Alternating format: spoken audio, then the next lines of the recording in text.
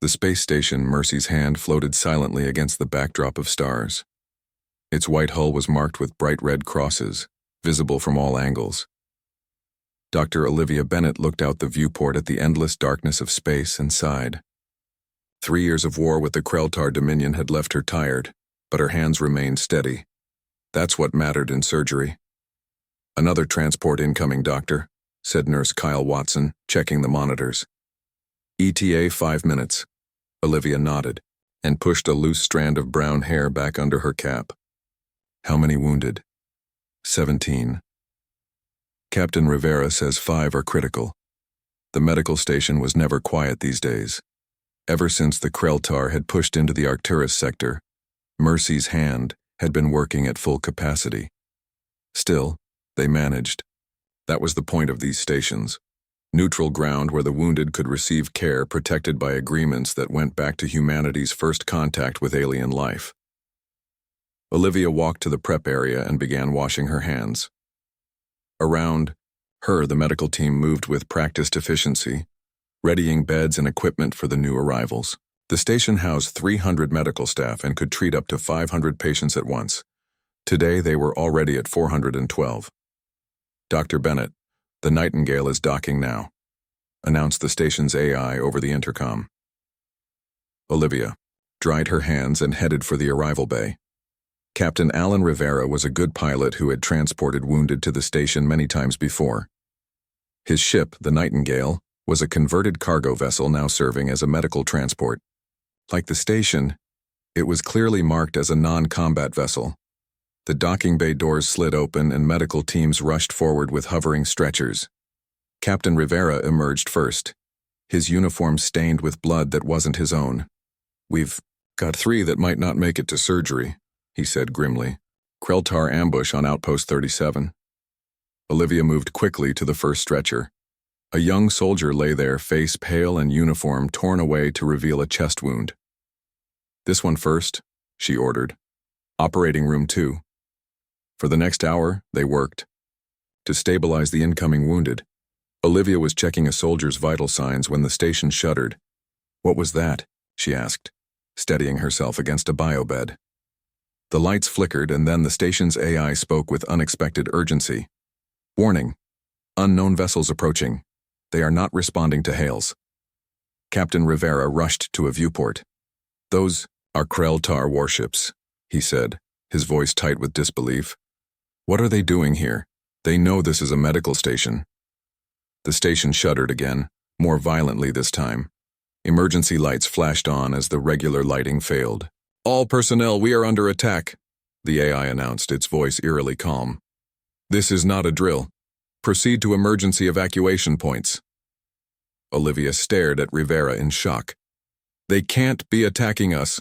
We're clearly marked. We're protected. Under the Interstellar Geneva Protocols." A massive explosion rocked the station, throwing both of them to the floor. Alarms blared throughout the facility. "Hull breach in Section 12, reported the AI. "Emergency force fields activated." Rivera helped Olivia to her feet. "We need to evacuate the patients," he said. Nurse Watson rushed in, his face streaked with soot. "Dr. Bennett, Section 8 is gone. We've lost 20 beds and at least 6 staff members." Olivia felt ice in her veins. This couldn't be happening. "Begin evacuation procedures. Get the critical patients to the escape pods first." Another blast hit the station, closer this time. The lights went out completely for several seconds before the emergency systems kicked in. "Message coming in on all frequencies," the AI announced. A harsh voice filled the station, speaking accented but clear English. "Attention, human medical facility. This is Commander Vextal of the Kreltar Dominion. Your practice of repairing your warriors to fight, again, is an offense to proper warfare. The strong should triumph and the weak should perish. By saving those who should die, you extend this conflict unnaturally. This ends today." Olivia's hands trembled with rage. "They're targeting us deliberately? Because we're helping the wounded?" Captain Rivera grabbed her arm. "We need to move now." They rushed through corridors filled with panicked medical staff and terrified patients. Some of the wounded were trying to help, soldiers with bandaged limbs assisting others who couldn't walk. "Get to evac zone 3, Olivia instructed a group of nurses. Take as many patients as you can. The station rocked with another explosion, and part of the ceiling collapsed ahead of them. Rivera pulled Olivia back just in time.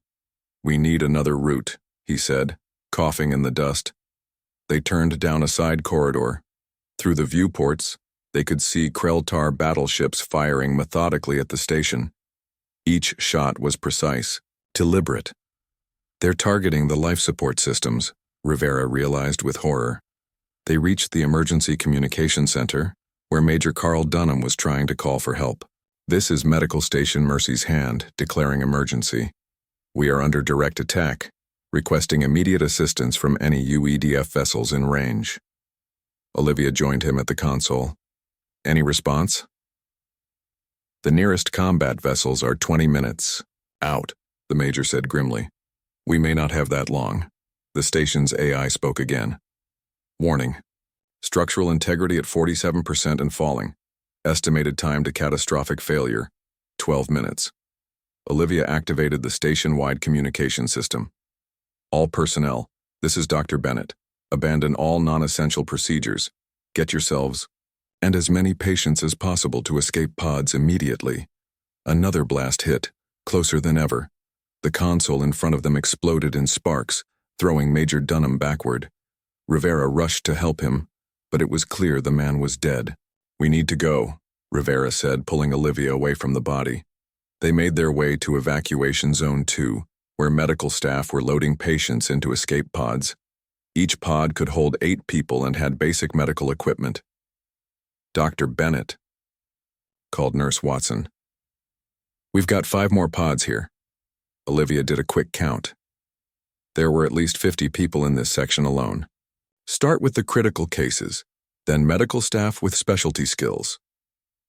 "What about you?" Rivera asked.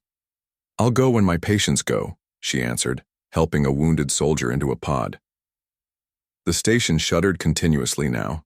Through the nearest viewport, Olivia could see pieces of the station's outer rings breaking away into space. "Final warning," announced the AI. "Catastrophic failure imminent. All personnel must evacuate immediately." Rivera grabbed Olivia by the shoulders. "That means you too, Doctor." She nodded and helped one last patient into a pod. As she turned to board the next one, the station broke apart around them. The last thing Olivia saw was the hull tearing open, and the cold darkness of space rushing in. In the UEDF headquarters on Earth, Admiral Samantha Graves watched the live feed with growing horror.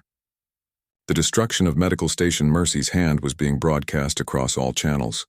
The Kreltar had made sure of that. 87 medical personnel confirmed dead, reported her aide, plus an estimated 340 patients who couldn't be evacuated. Admiral Graves stood silently for a long moment. In 3 years of war, both sides had followed the rules. Military targets only. No civilian attacks. No targeting of medical facilities. Until today. "Get me the security. Council," she said finally, her voice cold with fury, "and find Dr. Gerald Hayes." The virologist. But Admiral, he was dismissed from service. His research was deemed too. "I know exactly what his research was deemed," Graves interrupted. "That's why we need him now. The Kreltar just changed the rules of this war. It's time we showed them what happens when humans are truly pushed too far." Admiral Samantha Graves stood at the head of the long table in the UEDF Emergency Command Center. Around her sat 12 grim-faced men and women, Earth's military and political leaders gathered in one room. The large screen on the wall showed the floating debris that was once Medical Station Mercy's Hand. 427 dead, Admiral Graves said. Her voice was steady, but her hands were clenched tight. "And the Kreltar are broadcasting it as a victory." President Laura Collins rubbed her tired eyes. "They attacked a medical station. Why?" Major Frank Ortiz stepped forward with a data tablet. His special operations team had been monitoring Kreltar communications for months. "We've intercepted their internal messages, Madam President," he said. "This wasn't a mistake or a rogue commander. This was planned at the highest levels." He placed the tablet on the table and swiped up, projecting a translation of Kreltar text. "They believe our medical practices make us weak," he explained. "In their culture, Warriors who can't fight anymore are left to die. They think our habit of saving the wounded is unnatural. General William Kent slammed his fist on the table. So they decided to teach us a lesson? By killing doctors? Major Ortiz nodded. According to their military doctrine, attacking our medical stations will break our will to fight. They think without the safety net of medical care, our troops will lose courage. A heavy silence fell over the room. For 3 years, the war had followed certain rules. Both sides attacked military targets only. Both sides respected medical neutrality. Until now. President Collins looked at each face around the table. Options? Standard military response is inadequate, said General Kent. We could destroy 10 of their ships and they'd still consider this a success. They've changed the nature of the conflict. We need something they won't expect, agreed Admiral Graves. Something that will make them regret ever targeting our medics. The door to the command center opened and a man with gray hair and tired eyes walked in. Dr. Gerald Hayes wore simple civilian clothes, not the uniform he once had. You called for me, Admiral, he said quietly. Admiral Graves nodded. Everyone, this is Dr. Gerald Hayes, former head of UEDF Biodefense Research. Former? Asked President Collins. I was asked to leave 5 years ago, Hayes said. My research was considered too extreme. Admiral Graves pointed to the screen showing the destroyed medical station. The situation has changed, Doctor. Tell us about Project Nemesis. Dr. Hayes looked at the floating debris and something hardened in his eyes. He took a deep breath. Project Nemesis is a biological weapon designed specifically for Kreltar physiology, he explained. It targets their breathing membranes, causing calcification, hardening, of their respiratory tissues. A bioweapon? President Collins looked concerned. We signed treaties against such things. So did the Kreltar, countered Admiral Graves. They just blew up 400 doctors and patients. Dr. Hayes continued. What makes Nemesis unique is its timeline. It works slowly, taking 2 to 3 weeks to reach full effect. It gives them time to understand what's happening, to appreciate the consequences. Is it lethal? Asked General Kent.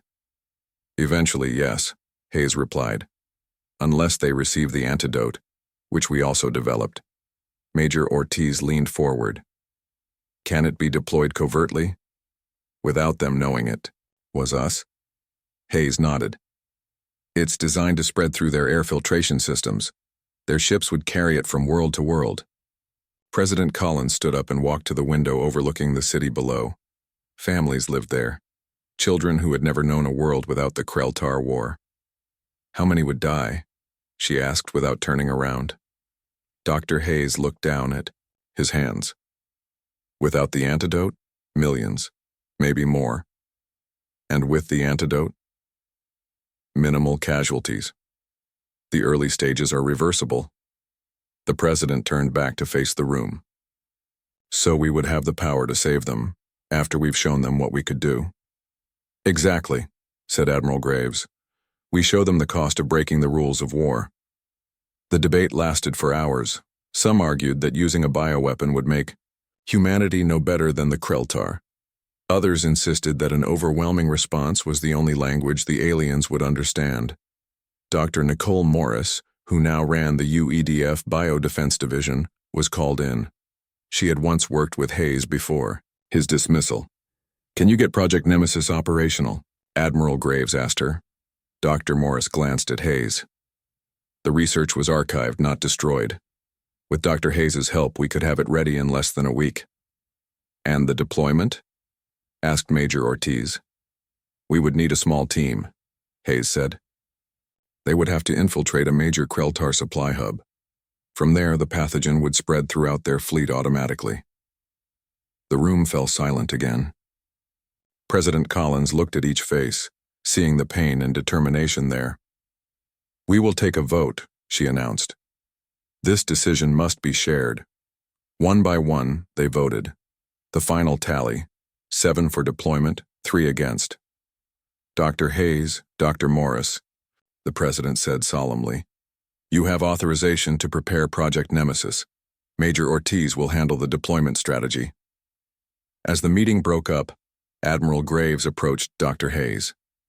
"We need one more thing from you, Doctor," she said quietly. "An antidote ready to deploy as soon as they ask for terms." Hayes nodded. "Already built into the plan, Admiral. We may be unleashing hell, but we're still human." On Mars, in a secure, underground facility, Dr. Hayes and Dr. Morris worked day and night. The biolab was state-of-the-art, designed for handling the most dangerous pathogens known to humanity. "I never thought we'd actually use this," Dr. Morris said as they synthesized the first batch of Nemesis. Hayes looked at the blue liquid in the sealed container. "I never wanted to, but they crossed a line." A screen on the wall showed the memorial service for the medical station victims. Friends and family placed white flowers on empty coffins. Most bodies had been lost to space. "How sure are you about the vectors?" Morris asked, changing the subject. "The Krell-Tar respiratory system is their weakness," Hayes explained. "They evolved on a world with different atmospheric composition than most species.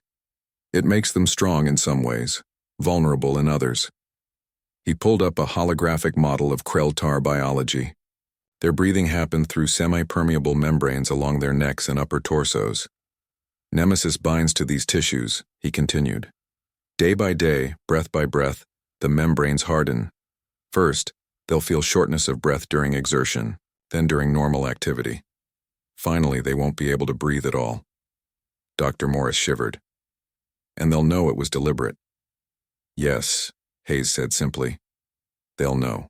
5 days later, Lieutenant Paul Warren stood before a team of Special Forces operators. Each volunteer had lost someone in the war. Warren's brother had been a nurse on Mercy's hand. "This mission has one purpose," he told them. "To make sure the Krell-Tar never target another medical facility again." He showed them the small, unassuming canisters that contained Project Nemesis. "Once deployed into their air systems, the weapon will spread rapidly throughout their fleet," he explained. "Symptoms will begin in 3 to 5 days. By then, it will be too late to stop the spread." One of the soldiers raised her hand. "Will they know it was us?" Warren looked at her steadily. "Not at first, but eventually, they'll figure it out. That's part of the plan." The team boarded a stealth insertion craft designed to evade Krell-Tar sensors.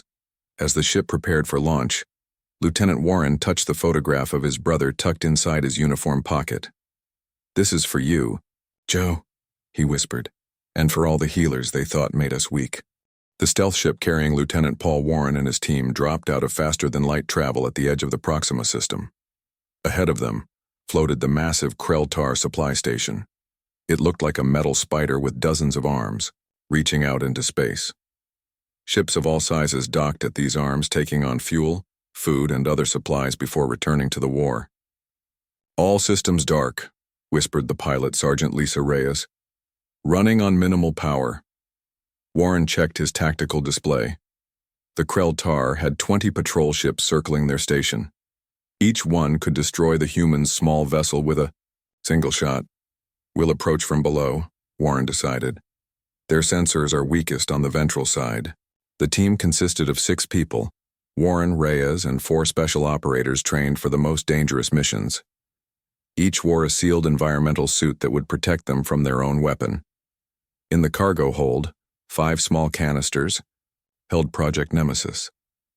Sergeant Reyes guided their ship through the darkness of space, using short bursts from the thrusters to move slowly toward the station. Every few minutes, a Krell-Tar patrol ship passed nearby, and they would freeze all systems until it moved away. "Approaching docking point B-17, Reyes announced after 2 tense hours. "It's an emergency airlock, rarely used." Warren nodded. "Perfect." As they neared the station, Warren briefed the team one last time. "Remember, we need to reach the central air processing system," he said, pointing to a location deep within the station. "Once we place the canisters there, the station's own systems will do the rest. The pathogen will spread to every ship that docks here over the next week." One of the operators, Corporal Greg Baker, looked at the sealed canisters. "And we're protected in these suits?" "The pathogen only affects Krell-Tar biology," Warren assured him. But we keep the suits sealed anyway. No chances. Their ship touched the side of the station with barely a sound. Magnetic clamps engaged, securing them to the hull. Beginning to cut through, said Sergeant Maya Chen, the team's technical expert. She placed a circular device against the station's outer wall. The device heated up and began to melt through the metal, making almost no noise. The team waited, in silence. If they were discovered now, the mission would fail, and Earth would have to find another way to respond to the medical station attack. After 10 minutes, Chen pulled the cutting device away. A round hole had been melted through the hull just large enough for a person to squeeze through. "I'll go first," Warren said. He pushed himself into the hole, emerging into a dark, empty corridor on the other side. The rest of the team followed. Once they were all inside, Chen sealed the hole with a special patch that would be invisible to casual inspection. "Life signs?" Warren asked. Chen checked a small device on her wrist. "None nearby. Most of the Kreltar are in the central hub or the docking areas." Warren consulted the station map they had studied. "This way to the air processing center. Move quietly." The team made their way through dimly lit corridors. The Kreltar station was hot and humid, designed for a species that evolved on a tropical world. Even through their environmental suits, the humans could feel the heat. Twice they had to hide as Kreltar workers passed by. The aliens were tall, with scaly skin in shades of green and brown. The breathing membranes on their necks pulsed, gently as they walked, unaware that humans had infiltrated their station. "Those membranes are what are weapon targets," Warren whispered, watching the aliens pass. "They'll start to harden within days." After 30 minutes of careful movement, they reached a large door marked with Kreltar symbols. "This is it," Chen said, studying her translator. "Central air processing." Baker stepped forward with a device to bypass the security system. "Give me 2 minutes." While they waited, Warren checked in with their ship. "Reyes, status?" "All clear so far," her voice came through the comm system. "But there's increased patrol activity. I think they're changing shifts." "Understood. We'll be quick." The door slid open and the team entered a massive chamber filled with machinery. Giant fans circulated air through filters and vents, keeping the station's atmosphere perfect for Kreltar biology. "There," Warren pointed to a central intake manifold. "That's our target. The pathogen will enter the main system there and spread throughout the station." Chen began attaching the first canister to the manifold while the rest of the team secured the room. "How long until it takes effect?" asked Corporal Baker. 3 to 5 days for first symptoms," Warren replied. 2 weeks until it's debilitating. By then it will have spread to every Kreltar ship that docks here." Chen finished installing the first canister and moved to place the others at different points in the system. Each one was programmed to release its contents slowly, ensuring maximum spread. As she worked, an alarm suddenly blared through the station. "Perimeter alert," came Rhea's urgent voice over the comm. "They've detected our ship." Warren made a quick decision. "Chen, how many canisters are in place?" 3 out of 5, she replied. "That's enough. Everyone, back to the ship now." The team rushed toward the exit, but the door suddenly locked down. "Station security protocols," Chen said, working on her bypass device. "Give me 30 seconds. Warren's comm crackled again. "Lieutenant, they're sending ships to investigate. I can't stay docked much longer." Warren looked at his team, then at the air system with the 3 canisters already in place. It would be enough to start the spread, but not as thorough as they had planned. "We need someone to stay behind," he said quietly, "to make sure the system keeps running long enough for full dispersal." His team looked at him in silence. They all understood what he was saying. "I'll do it," Warren said before anyone could volunteer. "The rest of you get back to the ship." "Lieutenant," Baker began to protest. "That's an order," Warren cut him off. "My brother died on that medical station. This is personal for me." Chen got the door open. "We have a way out." Warren nodded. To his team, "Tell them what happened here. Tell them we answered their attack on our medics." One by one, his team clasped his shoulder, then hurried out. Warren sealed the door behind them and turned back to the air processing system. He took out the remaining 2 canisters and found better positions for them. places that would ensure maximum distribution. As he worked, he could hear Kreltar security forces moving through the station, searching for intruders.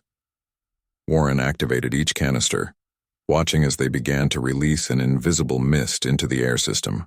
The Kreltar would never see it, never smell it, never know it was there until it was too late. He sat down against the wall, facing the door. It wouldn't be long before they found him. His hand went to the photo of his brother in his pocket. "It's done, Joe," he whispered. When Kreltar security forces broke through the door 10 minutes later, Warren was waiting for them.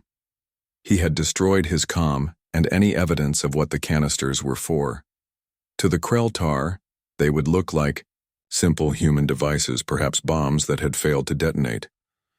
As they took him prisoner, Warren smiled slightly. The weapon was already spreading through their air. With every breath they took, the Kreltar were sealing their fate. 3 days later, aboard the UEDF command ship Valiant, Admiral Graves received the news. Lieutenant Warren's team made it back, reported Major Ortiz. Minus the lieutenant himself, he stayed behind to ensure deployment. And the mission? Successful. Dr. Hayes confirms that based on the placement of the canisters, the pathogen will spread to approximately 80% of the Kreltar fleet within 2 weeks. Admiral Graves nodded, slowly. And so it begins. 2 weeks passed. In the war room on Earth, Admiral Samantha Graves and the military leadership watched the holographic display showing Kreltar fleet movements. The once aggressive alien ships were now moving slowly, or not at all. "It's working," said Major Ortiz, studying the latest reports. "Kreltar military communications have dropped by 60%. Their attack ships are returning to home bases." Admiral Graves nodded. "And Lieutenant Warren?" "Still being held prisoner. The Kreltar don't know he's connected to what's happening. They think he was just a spy." Dr. Hayes entered the room with a tablet in his hand. He looked tired, but satisfied. "We're getting reports from our intelligence network. The pathogen has spread exactly as planned." He placed the tablet on the table, and it projected images of Kreltar soldiers and civilians. They were clutching at their neck membranes, clearly struggling to breathe. "Stage 2 symptoms are widespread," Hayes explained. "Their breathing membranes are hardening.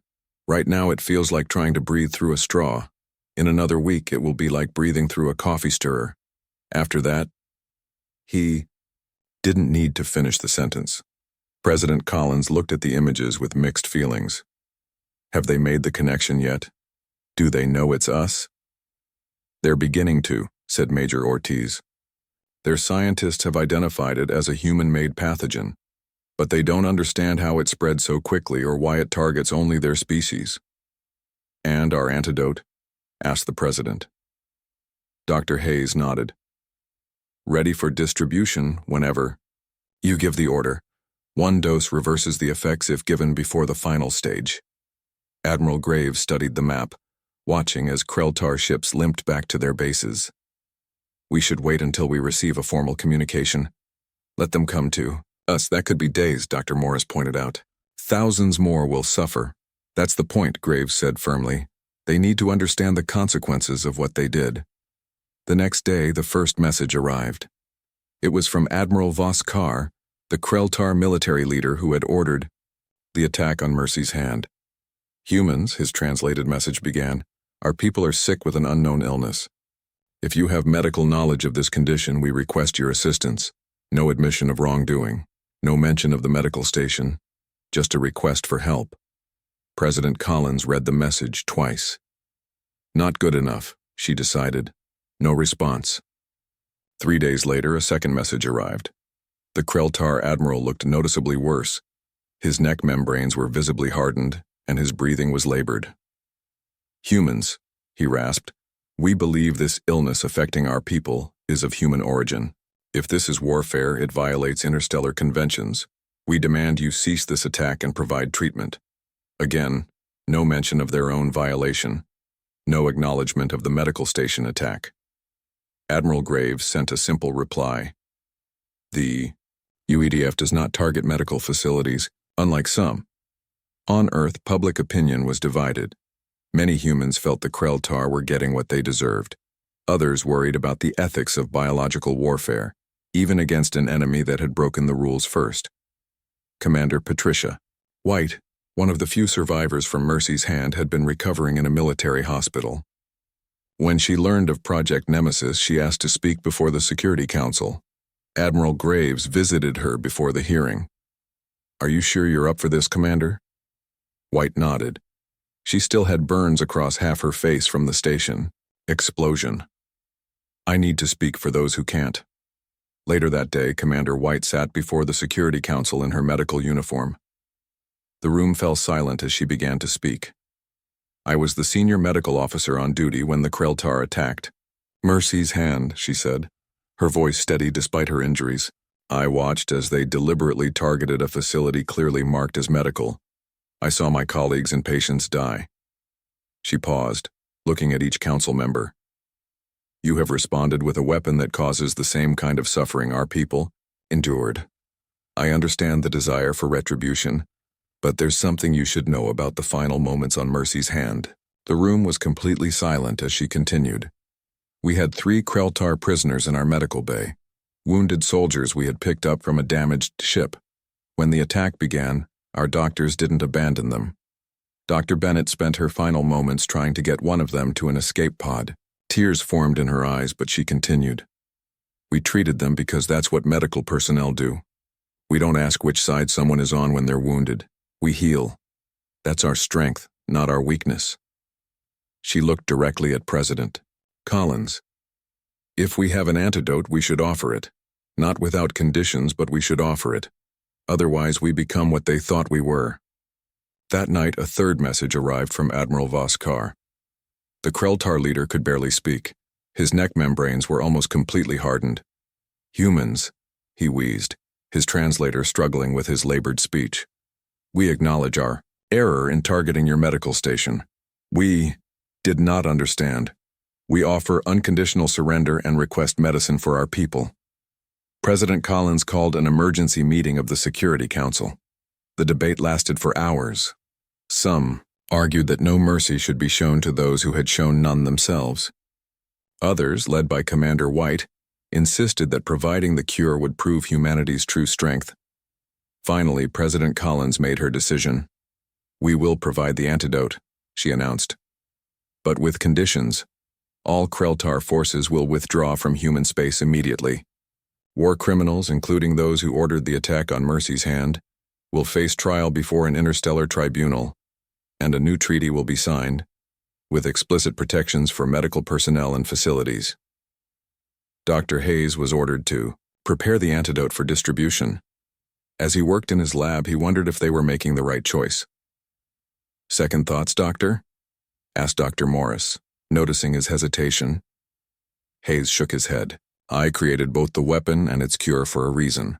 We needed to show them we could be terrible if provoked, but also merciful when respected." Within days, UEDF medical ships were dispatched to Kreltar space. Each carried supplies of the antidote, and medical teams trained to administer it. The ships were heavily armed, but their primary mission was humanitarian. Admiral Graves personally oversaw the mission from the lead ship, the UEDF Compassion. As they approached Kreltar space, she stared out at the stars. "Lieutenant Warren is still there somewhere," she said to no one in particular. "I hope he lives to see this." The first Kreltar ships they encountered did not attack. Instead, they escorted the human vessels toward the closest Kreltar world. On view screens, the humans could see the aliens struggling to breathe, their once proud warriors now desperate for relief. "Begin distribution of the antidote," Admiral Graves ordered. "And send a message to Admiral Voskar. Tell him we're ready to discuss terms of surrender." As the medical teams departed for the planet's surface, Dr. Hayes watched from the ship. The Kreltar had thought human compassion was weakness. Now they were learning that it was perhaps humanity's greatest strength and most terrible weapon. 6 months had passed since the Kreltar surrender. On the once hostile alien homeworld, human medical teams worked alongside recovering Kreltar to distribute the last rounds of the antidote. The bioweapon had spread further than even Dr. Hayes had predicted, affecting nearly every Kreltar colony and outpost. Dr. Hayes watched from a window as lines of Kreltar waited patiently outside the treatment center. Their neck membranes were still stiff, but most could breathe normally again after treatment. He turned as Dr. Morris entered the room. "The latest numbers are in," she said, handing him a tablet. 97% recovery rate among those who received the antidote in time. "Better than we hoped." Hayes nodded. "And the casualties?" "Just under 200,000. Morris replied quietly. "Mostly military personnel on distant outposts who didn't get treatment soon enough." Hayes was silent for a moment. 200,000 dead. It was a terrible number, yet far less than the millions who could have died if Earth had chosen a different response to the attack on Mercy's hand. "The president is arriving today for the treaty signing," Morris said, changing the subject. "You'll be there?" "I'm not sure I should be," Hayes admitted. "I created the weapon that brought them to their knees. I'm not exactly a symbol of peace." "You also created the cure," Morris reminded him. "That's worth remembering." In another part of the Kreltar capital, Lieutenant Paul Warren was finally free. After months as a prisoner, he had been released as part of the peace agreement. A human medical team had treated his injuries from imprisonment. Now he stood in fresh uniform, waiting for the Earth delegation to arrive. Admiral Graves was the first to greet him when the shuttle landed. "Lieutenant," she said with genuine warmth, "it's good to see you alive." Warren saluted. "Thank you, Admiral. I wasn't sure I would be." "Your mission changed the course of the war," she told him.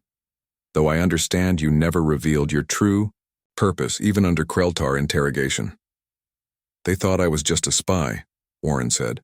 "They never connected me to what was happening to them. Not until the very end." Graves nodded approvingly. "The president wants to meet you. There's talk of a medal." Warren looked uncomfortable. "I didn't do it for medals, Admiral.